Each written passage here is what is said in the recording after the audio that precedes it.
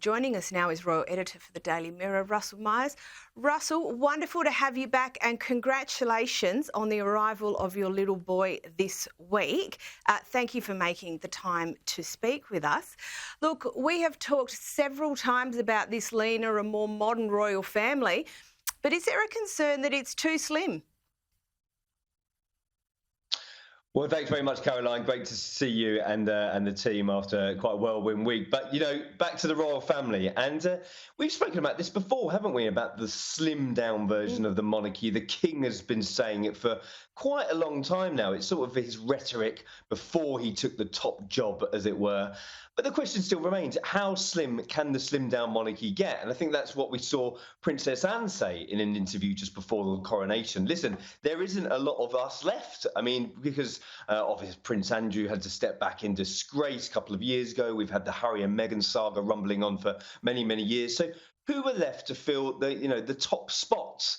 Certainly Prince William and the Princess of Wales have been stepping up their duties. I'm sure 2024 is going to be a massive year for them because we're going to see a lot more foreign travel. We haven't seen them step out of the country since their sort of ill-fated Caribbean tour a couple of years ago. And so what does it mean for the rest of the royal family getting aboard? Certainly, I think we're going to see much more of the king next year, hopefully getting down under, and hopefully I'll be able to tag along myself. But who is going to step in? Are the Duke and Duchess of Edinburgh going to be able to step up to the plate? There's talk of Lady Louise, even though she's at university, maybe stepping into a royal role in the future. I'm sure there's a few more chess pieces to sort of flit around and move across the board because the king will need that support. And look, we know that their duties and their influence, they're certainly broad. And this week, the Princess Royal and Prince Albert of Monaco, they were in Mumbai discussing the future of the Olympic Games. Here's a clip of the Princess Royal in action. I think perhaps all of us underestimate the potential within the Olympic movement to make changes and do good, irrespective of your background, whether that's as an athlete, as an administrator, or just somebody who enjoys watching. Russell, she's certainly versatile. Isn't she just? I mean, always topping the leaderboards of the hardest working royal. I mean, that means nothing to her, really. It puts duty before anything. And whenever I've spent time with her, it is very, very no nonsense, no fuss at all. But you look at her relationship with Prince Albert of Monaco. This goes way back, of course. They're both embedded within the Olympic movement, herself competing back in the 70s, didn't medal. Her husband, of course, was a gold medalist as well in eventing. Her daughter went on to take a silver in a team event. And I think that it's in her blood, certainly not only within her royal role, but certainly seeing Team GB on the world stage. And of course, the Olympic Games following on from the Rugby World Cup. We saw Prince Albert of Monaco again attend the Scotland Island game. And so Paris is going to be the host city next year for the Olympics. So plenty to be done. And she is a great ambassador, not only for the royal family, but for sport and the Olympic Games as well. So good on her. Now, look, you'll remember we had a good chat over the coronation weekend. There was obviously plenty on. It was a very big, very complex event. Apparently, Charles has a regret. What is it? Well, when the dust has settled on these big events, I mean, I'm sure there's an awful lot of people poring over the sort of whys and whatnots went on. But one big regret has come out, and it is Charles himself has said this at an event last week, talking about the only regret he had from his coronation weekend is that he wasn't closer to the action when it came to the coronation concert. And I was lucky enough to be there at the fantastic stage at Windsor Castle, headliners like Take That, Katy Perry, a barnstorming event. But to be fair, the royals were pretty much sat away from the action. He said he wished he'd brought his binoculars for the event. I mean, he seemed to be having a good time. He remembers Sophie, Duchess of Edinburgh, was jiving in the stands, rocking her shoulders. She got a lot of plaudits for that. Charles seemed to be toe-tapping his way through the set. And a great end to the coronation weekend. I'm sure there was an awful lot of stress on him in his big moment, but it went off without a hitch. And I suppose if that is the only thing that he regrets, he didn't do too badly on the week. Yeah, absolutely. Here. And look, still with Charles, we all remember his tussle with that fountain pen. Here it is. Oh, God, I hate No, look, it's going everywhere. It's only particularly strong. No, look, it's everywhere.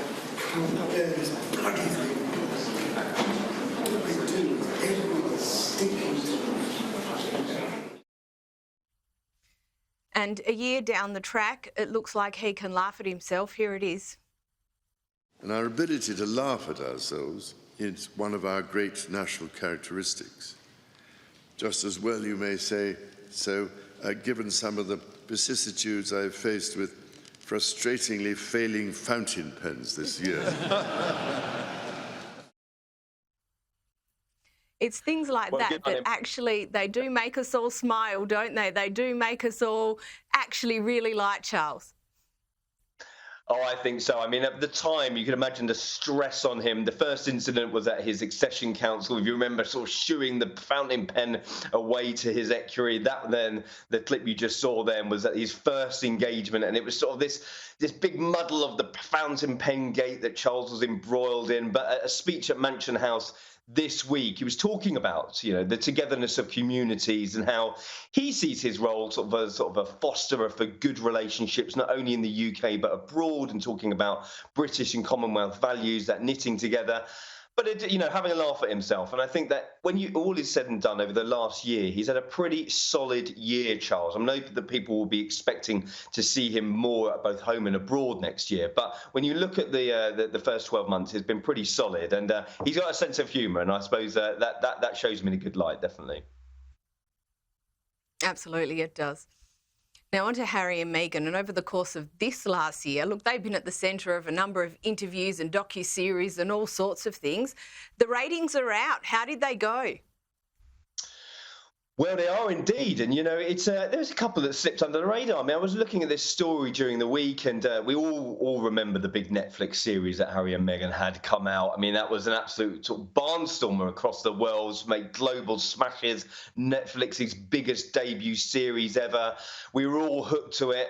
But once that sort of dropped off, I think the sort of Harry and Meghan love affair has dropped off. And you look at the sort of the star quality that they still have, I think that's still undoubted. However, have they taken a back seat? Certainly in terms of the ratings. I mean, their Netflix docu-series charted at number 1, then it stayed at number 2 for many weeks. It was in the top 10 for quite a few weeks after.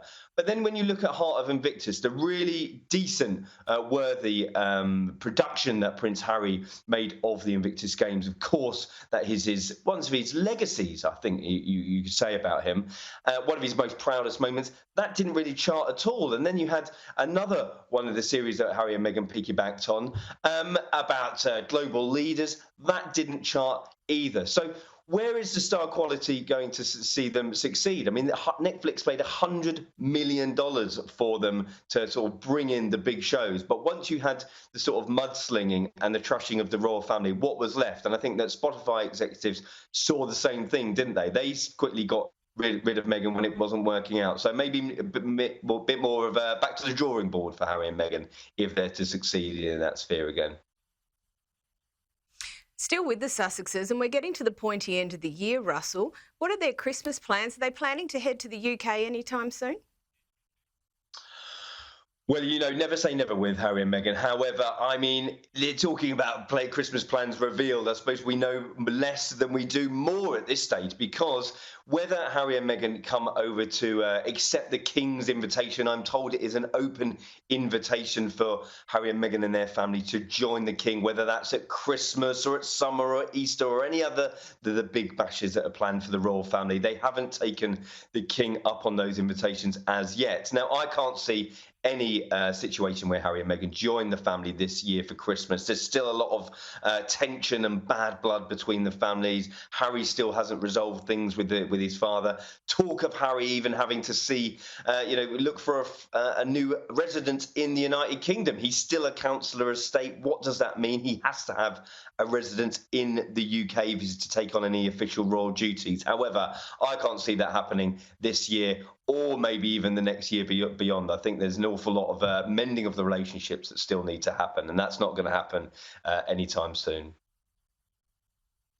Now, lastly, we know the royal family hosts events to say thank you to community volunteers and the like, but they've just held an event to say thank you to the volunteers for the Queen's funeral and for the coronation. Fair enough, Russell. Yeah, I think that all is said and done after the coronation, of course, 12 months on from the late Queen's passing as well, and all that involved, thousands and thousands of people, not just in the UK, but across the Commonwealth nations, the outpouring of support, the signing of the books of condolence, the people that were there on the day from the emergency services, and of course, they deserve the biggest thank you of all. And I think it was just right that at Buckingham Palace this week that the King and the Queen and some of the other senior members of the royal family got together to say thanks to all the people that put it on. I mean, spectacular shows of pomp and pageantry, things that will go down in history for sure. And King and Queen on great form once again to thank the people who put on those spectacular shows. And, the best of our countries, I think, when you look at it that way.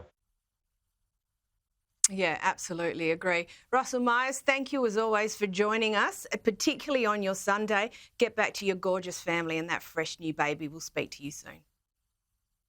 Thanks very much. Great to see you.